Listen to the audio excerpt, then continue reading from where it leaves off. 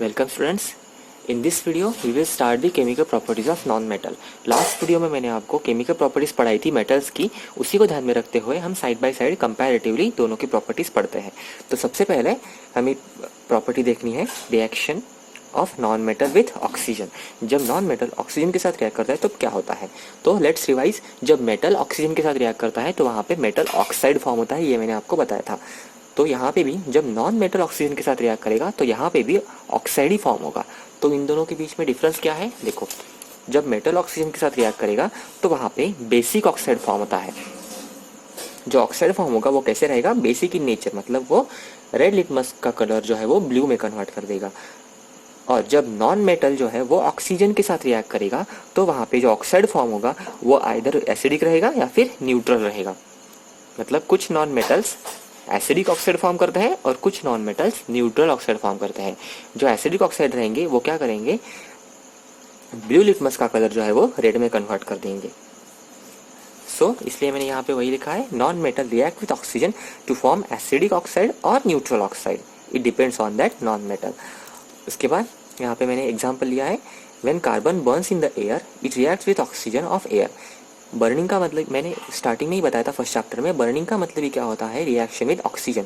जब कार्बन को आप बर्न करोगे तो ऑक्सीजन के साथ रिएक्ट करेगा और वहाँ पे कॉम्बिनेशन होने के बाद वहाँ पे क्या फॉर्म होगा, नॉन मेटल। ये देखो, ये कार्बन क्या है, non metal oxide, non metal oxide form हो गया है। अब ये कार्बन है इसलिए इसे हम बोलेंगे carbon dioxide. Carbon dioxide is a non metal oxide. अभी ये जो है ये है एसिडिक नेचर है, मतलब ये ब्लू लिटमस का कलर जो है वो रेड में कन्वर्ट कर देगा। और जब हम इसे कार्बन डाइऑक्साइड को हम वाटर में ऐड करेंगे तब क्या होता है, देखो कार्बन डाइऑक्साइड को हमने वाटर में ऐड किया तो वहाँ पे फॉर्म होता है H2CO3 कार्बोनिक एसिड। ये एसिड फॉर्म होता है यहाँ पे, ठीक है। तो ये एसिडिक ऑक्साइड को जब हम वाटर में ऐड करते हैं तो वो क्या फॉर्म करते हैं, एसिड फॉर्म करते हैं। इसलिए मैंने यहाँ पे लिखा है acidic oxides of non metal. जो भी ऑक्साइड बनते हैं, एसिडिक ऑक्साइड जो बनते हैं, उसे अगर आप वाटर में डिसॉल्व करेंगे तो क्या फॉर्म होगा, एसिड फॉर्म होता है। सिमिलरली सेकंड एग्जांपल, सल्फर को भी जब आप बर्न करोगे ऑक्सीजन के साथ तो वहाँ पे सल्फर डाइऑक्साइड फॉर्म होता है। ये सल्फर डाइऑक्साइड भी जो है नॉन मेटल ऑक्साइड है, ये एसिडिक है, मतलब ये भी ब्लू लिटमस का कलर जो है वो रेड में कन्वर्ट कर देगा। सिमिलरली जब आप SO2 को ऐड करते हो वाटर में तो वहाँ पे फॉर्म होता है H2SO3, वहाँ पे H2SO3 फॉर्म होता है। It is nothing but the sulphurous acid. ये भी एक क्या है, एसिड है, this is sulphurous acid. H2SO4 जो है वो सल्फ्यूरिक एसिड है, this is not sulphuric acid, this is sulphurous acid, ये अलग है, ठीक है। उसके बाद नेक्स्ट एग्जांपल, जब हाइड्रोजन कंबाइन होता है ऑक्सीजन के साथ, देखो हाइड्रोजन जब ऑक्सीजन के साथ कंबाइन होता है तो वहाँ पे क्या फॉर्म होगा, वाटर फॉर्म होता है। और this water is a neutral oxide, it is neither acidic nor basic. ये न्यूट्रल है, ये किसी भी कलर चेंज नहीं शो करेगा कोई भी लिटमस के ऊपर, इसलिए क्या है, न्यूट्रल। उसके बाद नेक्स्ट एग्जांपल मैं आपको यहाँ पे बताता हूँ, कार्बन, इसे अगर आप ऑक्सीजन के साथ बर्न करोगे तो वहाँ पे कार्बन मोनोऑक्साइड फॉर्म होता है। और ये जो कार्बन मोनोऑक्साइड है it is also a neutral oxide, मतलब ये भी लिटमस के ऊपर कोई भी रिएक्शन या फिर चेंज उस पर शो नहीं करेगा। उसके बाद नेक्स्ट प्रॉपर्टी हमें पढ़नी है, reaction of non metal with water. Water के साथ रिएक्शन नॉन मेटल की होती ही नहीं है, they do not react with water और कोल्ड वाटर और स्टीम। और हमने पढ़ा था मेटल के केसेस में वो हाइड्रोक्साइड या फिर ऑक्साइड फॉर्म करते हैं मेटल जब रिएक्ट करते हैं वाटर के साथ, whereas non metal do not react with water. उसके बाद reaction of non metal with dilute acids. Non metal जो होते हैं वो डाइल्यूट एसिड के साथ भी रिएक्शन नहीं करते। जब हमने मेटल के साथ रिएक्शन देखी थी तब हमने बताया था कि मेटल क्या करता है, हाइड्रोजन को डिस्प्लेस कर देता है, रिप्लेस कर देता है। बट ये जो नॉन मेटल्स होते हैं वो हाइड्रोजन को रिप्लेस नहीं कर पाते, इसलिए वो उसके साथ रिएक्ट ही नहीं करते। उसके बाद नेक्स्ट प्रॉपर्टी है reaction of non metal with salt solution. ये सॉल्ट सॉल्यूशन के साथ रिएक्शन हमने मेटल की देखी थी, हमने देखा था मोर रिएक्टिव मेटल क्या करता है, लेस रिएक्टिव मेटल को डिस्प्लेस करता है। सिमिलरली नॉन मेटल भी क्या करेगा, नॉन मेटल भी more reactive non metal will displace और replace the less reactive non metal. देखो यहाँ पे हमने एक सॉल्ट सॉल्यूशन लिया है, नॉन मेटल के सॉल्ट सॉल्यूशन की बात कर रहे हैं हम, नॉट मेटल, नॉन मेटल का सॉल्ट सॉल्यूशन है ये NaBr। वो रिएक्ट कर रहा है किसके साथ, क्लोरीन के साथ। ये क्लोरीन भी क्या है, नॉन मेटल। अभी ये जो क्लोरीन होता है it is more reactive as compare to bromine. यहाँ पे हम नॉन मेटल की रिएक्टिविटी की बात कर रहे हैं, तो ये क्लोरीन क्या करेगा, इसे रिप्लेस करेगा और वहाँ पे क्या फॉर्म होगा, NaCl, और ये ब्रोमीन जो है वो क्या हो जाएगा, रिलीज हो जाएगा। ऐसा क्यों हुआ, क्योंकि क्लोरीन जो है था वो क्या था, मोर रिएक्टिव था एज कम्पेयर टू ब्रोमीन। ये है reactivity series, this is reactivity series of non metal. ये देखो यहाँ पे ब्रोमीन जो है वो क्या है, लेस रिएक्टिव है as compare to chlorine. Actually ये जो रिएक्टिविटी सीरीज है नॉन मेटल की, ये आपको लर्न करने की जरूरत नहीं है, इसके ऊपर डिटेल क्वेश्चन आपका नहीं आएगा। सिर्फ इतना ध्यान रखो कि मोर रिएक्टिव नॉन मेटल जो है वो क्या करता है, लेस रिएक्टिव नॉन मेटल को रिप्लेस करता है उसके सॉल्ट सॉल्यूशन में से। It is similar to that of the metal, but वहां पे क्या था, मोर रिएक्टिव मेटल ने लेस रिएक्टिव मेटल को रिप्लेस किया था, यहाँ पे मोर रिएक्टिव नॉन मेटल ने लेस रिएक्टिव नॉन मेटल को रिप्लेस किया है। उसके बाद नेक्स्ट रिएक्शन है reaction of non metal with chlorine.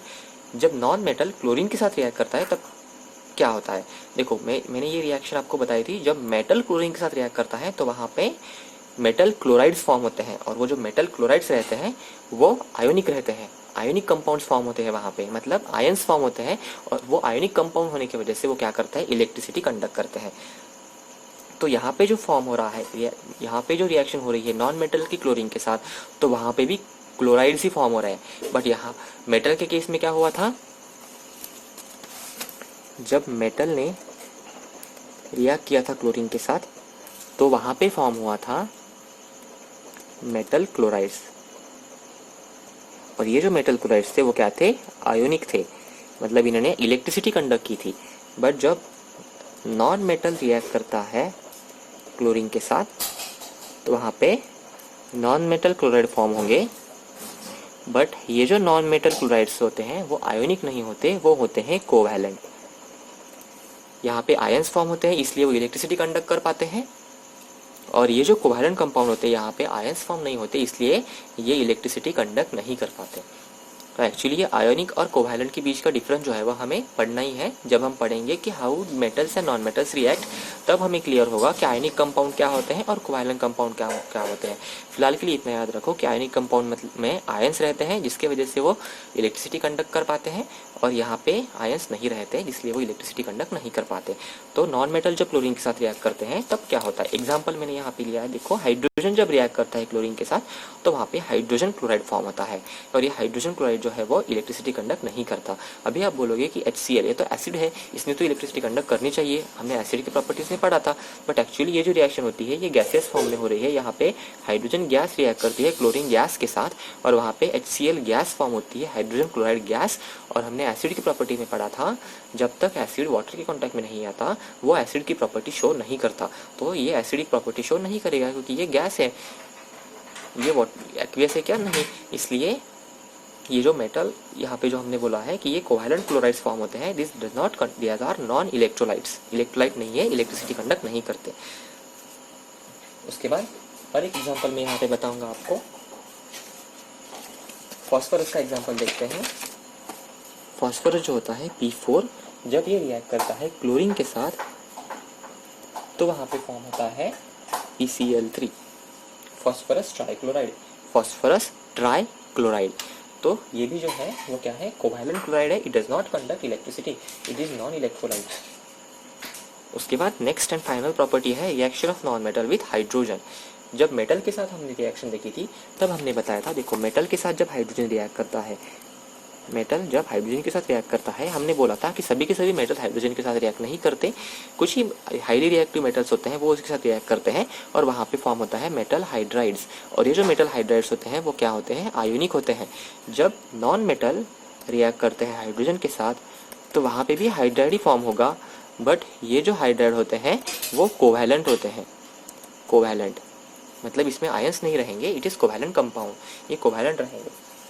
तो इसका एग्जांपल मैंने यहाँ पे लिया है, देखो सल्फर जब है ये हाइड्रोजन के साथ कंबाइन होता है तो वहाँ पे हाइड्रोजन सल्फाइड फॉर्म होता है। देखो हाइड्रोजन जब सल्फर के साथ रिएक्ट करेगा तो यहाँ पे कॉम्बिनेशन रिएक्शन हुई है, H2S फॉर्म हुआ है, दिस इज हाइड्रोजन सल्फाइड। और ये जो हाइड्रोजन सल्फाइड यहाँ पे फॉर्म होता है, ये जो है इसकी स्मेल आती है रॉटन एग्स की तरह, सड़े हुए अंडे की जैसी इसकी स्मेल आती है। उसके बाद और एक एग्जांपल मैं आपको बताऊंगा, nitrogen, it is also non metal. जब ये हाइड्रोजन के साथ रिएक्ट करता है तो यहाँ पे कॉम्बिनेशन हो गई और वहाँ पे फॉर्म होता है अमोनिया। एक्चुअली ये रिएक्शन करने के लिए हमें कैटलिस्ट की ज़रूरत रहती है, और कैटलिस्ट जो है वो हम यहाँ पे आयरन मेटल यूज़ कर सकते हैं। कैटलिस्ट क्या होता है वो मैंने आपको पहले ही बताया था। कैटलिस्ट मतलब जो रेट, रिएक्शन का रेट जो है या फिर स्पीड जो है वो क्या करे, इंक्रीज करे विदाउट एक्चुअली इन्वॉल्विंग। तो ये क्या करता है, ये दोनों के कॉम्बिनेशन का रेट जो है वो क्या करेगा, इंक्रीज करेगा, और वहाँ पे क्या फॉर्म होगा, अमोनिया फॉर्म होगा। तो ये भी क्या है, एक कोवैलेंट हाइड्राइड ही है। और ये रिएक्शन जो है वो आपको थोड़ी सी इंपॉर्टेंट है, आप इसे याद रखो। जब नाइट्रोजन गैस रिएक्ट करती है हाइड्रोजन गैस के साथ तो वहाँ पे अमोनिया फॉर्म होता है, इट इज कोवैलेंट हाइड्राइड। ठीक है, तो ये हो गया नॉन मेटल्स की केमिकल प्रॉपर्टीज।